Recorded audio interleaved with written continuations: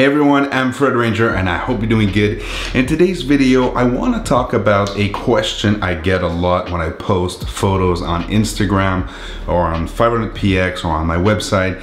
And one of the most common questions I get is, what were your settings on your camera? And what better camera to talk about my settings than the actual Fujifilm X-H1, because I've just shot this camera 2 weeks ago at a festival called Kaboo Festival, and that was one of the most exciting experiences because I got backstage access, front stage access, and all the kind of access you want. And you know, as a photographer, that access is everything. So I was able to bring the X-H1 with the 50 to 140 on site and to take my shots, and you can actually see a couple of these shots right now on screen. One thing I will say is that this camera, the Fujifilm X-H1, is definitely the favorite camera for me when it comes to stills photography. I was an X-T2 shooter, still have the X-T2. Now it's mainly my girlfriend who's using it, and I'm hooked to the Fujifilm X-H1 in terms of photography. Most of you know also that I've switched to Sony for video. That's actually what's filming me right now. This is the A7 III, and I've been super happy with it, and I will continue to shoot videos with the A7 III. When it comes to photography, it's all about the X-H1 for me right now. Yes, I've seen the X-T3. I will not get the X-T3. I have way too many Fujifilm cameras. I sold the X Pro 2, but now this is my main photography camera. A couple things. I will share in a few seconds my stills settings, but also my video settings. Although I do use the Sony A7 III mainly for videos, I also use this Fujifilm X-H1 for some of the videos that I'm doing. When I'm running gunning and I only have one camera and I want to film some stuff, I do have some settings in there that I can share with you. And most of the stuff you're seeing on this channel has either been filmed with the Fujifilm X-H1 right before I got the A7 III, or by the Sony A6500, which was my main YouTube camera before I got this camera. So without further ado, if you have any questions about any of the settings that I'm about to show you, please ask them down below. And if you like this video, if you find this video useful, don't forget to subscribe, to give a thumbs up to this video. That helps me tremendously get this channel known in the YouTube ecosystem. And also hit that bell notification so you know exactly when I'm putting my next video on YouTube. So let's go see my settings. 1, 2, 3, let's do it. Okay, so we are now in the back of the camera, and I am going to go through some of the menus that I actually change when I shoot my Fujifilm X-H1. So in terms of the image size, this is 3.2. I'm not changing that. Image quality, I always shoot fine plus raw, and this is where the 2 card slot becomes really handy. It's always good to have a backup of your files, and if anything goes wrong with the raw files, I always have the JPEG, and I use the fine quality to make sure I have the highest resolution. I usually work off raw photos, but again, having the JPEGs is always good, and when you want to transfer some files to your phone, it also is a faster process. In terms of RAW, Fujifilm has a lossless compress file, and I don't know why you should not be using that, because it's smaller file size, but at the same time, it's very good quality. So I use compress. In terms of fill simulation, I actually changed that in the scenes or in the different C mode, and I'm going to show you that in a few seconds, but I leave that on standard in the main menu. Grain effect, I put it at off. I don't want any effect on my actual photos. I'm gonna add that through my raw files. Dynamic range, I leave it at 100. The range priority, I leave it off, and my white balance is on auto. Since I shoot raw, I can always change the white balance once I'm actually in Lightroom. Highlight tone, I like to do a little -1 on the highlight tone. Why? Because I like to protect the highlights. I don't like when it's fully blown out. And most of the situation, a -1 on the highlight, a +1 on the shadow to, you know, get those shadows open a bit. 0 on the color. I like the colors as they are, and I really like sharp photos, so I like to give it a little bit of, you know, sharpness, at least for the JPEG files. Noise reduction -1. I don't like too much noise reduction, but it's you know, the computer does a pretty good job at reducing the noise in different scenarios. If you look at long exposure, I leave it at off in terms of noise reduction. The lens modulation, I leave it on. And if you go to color space, I use sRGB. Pixel mapping, I don't touch that. And these are to select your custom settings or to save your custom settings. Now if we go to the focus area, I leave it at the center, but if you notice here, I have a very small dot, and how you change that is actually fairly easy. If you click on the joystick and then you use the actual dial, front dial, you can change the size of the focus point. Very handy if you want to go a little bit wider, or if you want to pinpoint something very precisely. I like to be very precise with my focus, so I put it at the smallest one. Let's go back in the menu. I think this is also something that they added with the new firmware update. You can actually go back exactly to where you left off, and that's really appreciated from Fujifilm, because when you used to go back to the menu, you would go to the first menu and you would have to go back manually to where you left off. Autofocus mode, I have a single point. Sometimes I'll use wide tracking if I want to track an object, a moving object, but most of the time it's on a single point. My AF custom settings, I do play with these settings a bit, but I must admit that most of the time the multi-purpose one serves me well. If we go into the store AF mode, I actually like to only have the focus area remembered when I shoot vertically or horizontally. So this is what I select here, and it remembers the focus point I had when I turned the camera vertically or horizontally. My AF point display, I have it on. I have my number of focus point. I mean, why not? If you have choice between 91 and 335, I will go with 325 points to have the most point being able to be selected. And then if you go to pre-autofocus, I leave off. I like to, for stills at least, only focus when I engage the focus button. Then AF illuminator, I leave it off. I don't want anyone to be blinded by the autofocus system.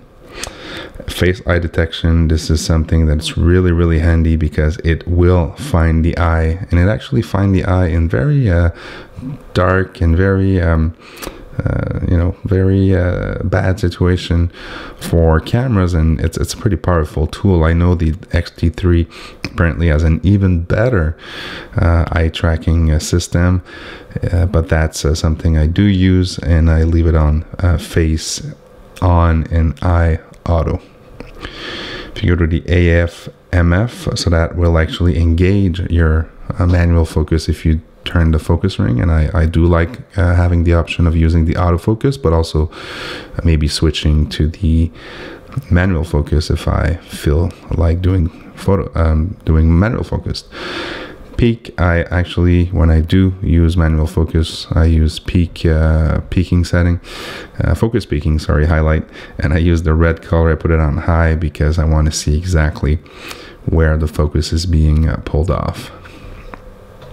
Focus check on, interlect settings, instant AF settings, depth of the field, depth of field scale, leave it on pixel. Release focus priority, that's an interesting one.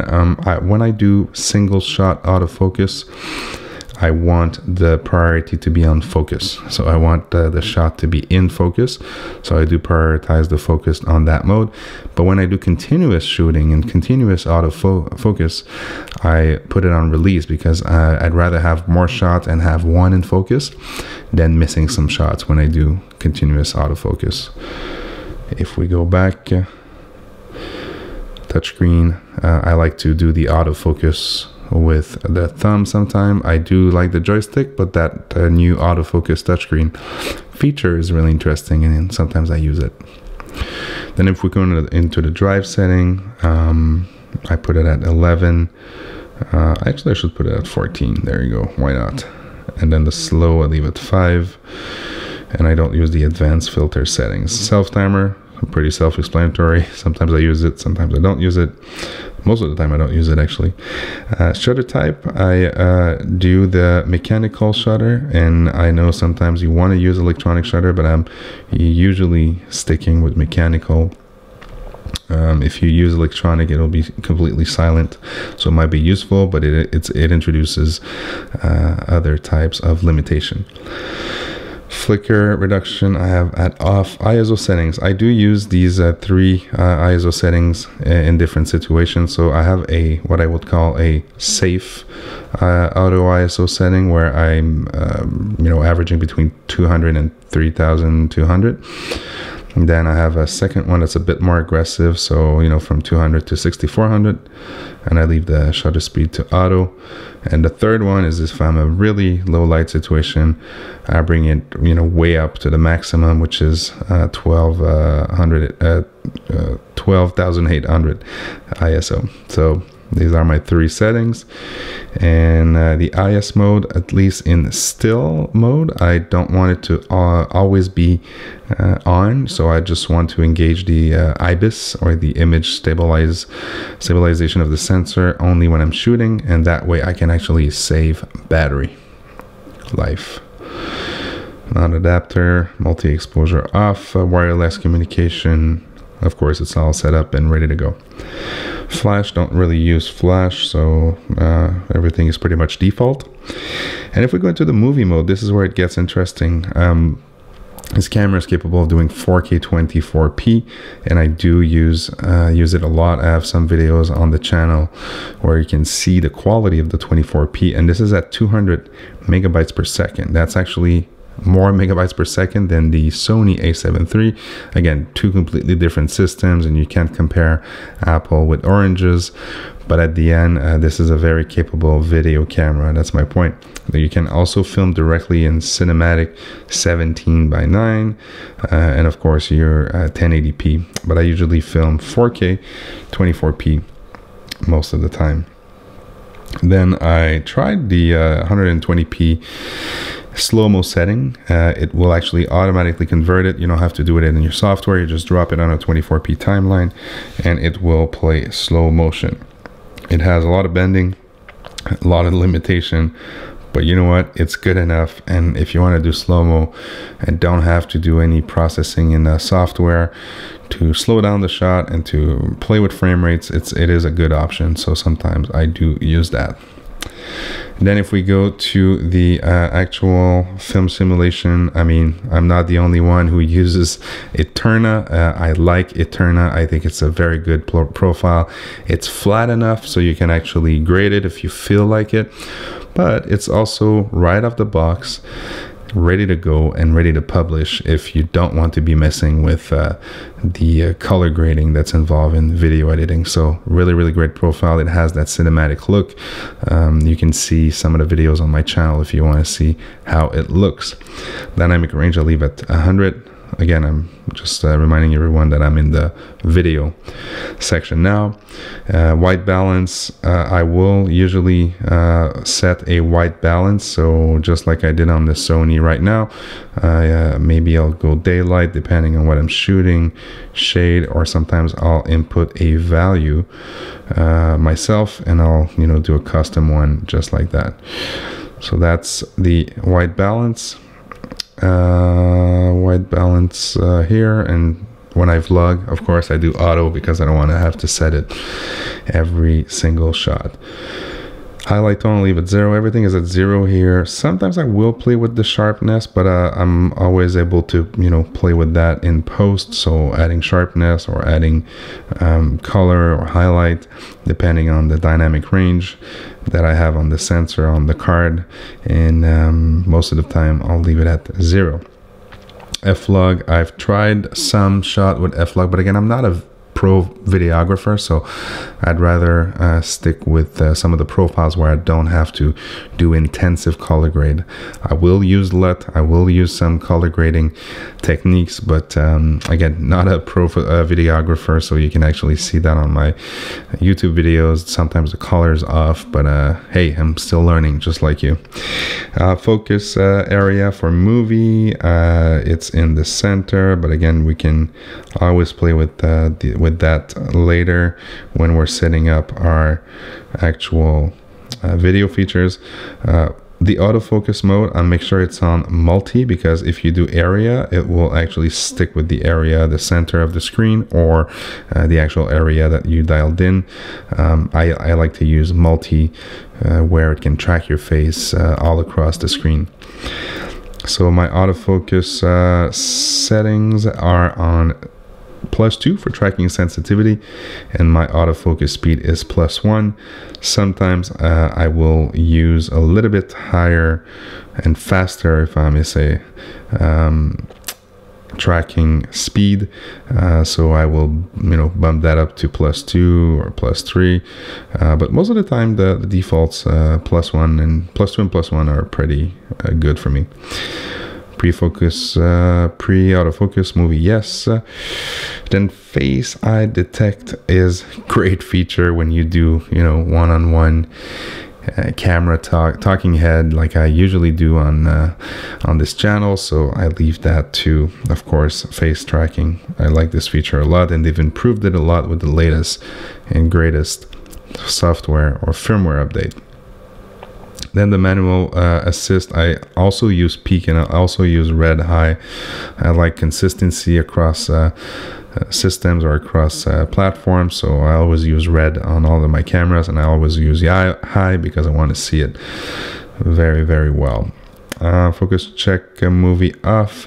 HDMI, I guess again this depends on if I'm using the camera for a live stream, then I'll put it off because I don't want to see the information on screen. But if you put it on when you do vlogging or where you do YouTube videos like I do, I want to see the information on the external monitor that I'm using. 4K movie output, I do 4K on the card, and I do full HD on the output, and full HD movie output, I do full HD and full HD. Standby quality for 4K, leave it at 4K. HDMI control on, so if you have an external monitor that can control the camera, it will actually do it through the screen. Audio settings, the internal mic I leave on auto, because if I want to just grab a quick snapshot or a quick video, I don't want to be messing around with the level, so I leave it on auto. External mic though, I am on manual, and most of the time I'll play with that a lot. And I have a mic video, Rode Video Mic Pro, and usually at 7 or sorry, actually if I do minus around 17, I think it will give me a good sound. I'm not relying only on the preamp of the camera. I'm also using that good quality audio mic that's hooked up to it, so it's a pretty neat feature that you can do external and internal different with different settings. Mic level limiter I leave on. I don't want anything to be clipping, so that's a really nice feature there. It prevents from high peak and very disturbing sound to be recorded. Wind filter, never use that. I would recommend leave it off. I've never seen anyone or myself using that feature and liking it, so I leave it off. If you want to cover wind, get a dead cat and put it on your microphone. That's actually way better. Low cut filter at off, and headphone at 7, and this is the headphone jack that you have on the battery grip that you can hook up headphones to. So let's go back to the menu. Timecode setting, I don't use that because I don't have to use multicam and do very complex edit. Tally light, I use front and rear, and this will give you a light indicator of when it is filming and recording, so you can actually make sure that you hit that record button and you can actually see that the camera is working and is filming. That is vital, guys. This is, I think, one of the most important settings. It is the movie silent control, and when it's on, then your camera can keep the settings for photography, and then when you switch the dial here and you put it to video mode, now you can set all your video settings right here from that setting button here. This is your shutter speed. Let's say shutter speed will go at 50 because we're gonna use, or actually 48. This is a very precise number on the Fujifilm X-H1. And then we're gonna go f. Well, you know, we have a 2.8 lens. Let's use the 2.8. Whoa, there you go, 2.8. And then we're gonna go ISO 200, which is the base ISO for video on the Fujifilm X-H1. And then you can all set your video settings right from here. And this actually prevents you from having to change the actual still setting. So you'll have your video settings controlled here and remembered through the dial here. And when you go back to stills, you get your stills camera or photo settings back there. So people who are used to using Sony and the C1 and C2, or actually scenario 1, scenario 2 dial, you can basically do something very similar with the use of the feature that I just showed you. So if we go back to the menu, we were actually done, I think, with the video feature. And then some of the save data things that I use. I usually use RAW JPEG, like I said, so you have to set it here. So one card will record RAW and one card will record JPEG. Copyright info.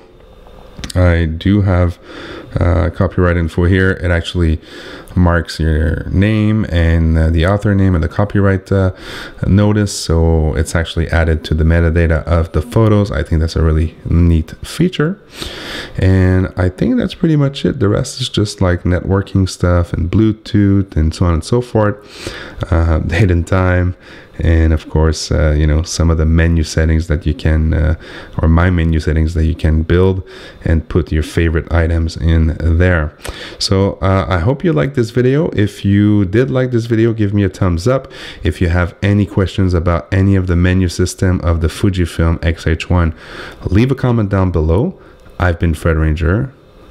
Be happy, enjoy life, and enjoy your gear and your menus. Cheers.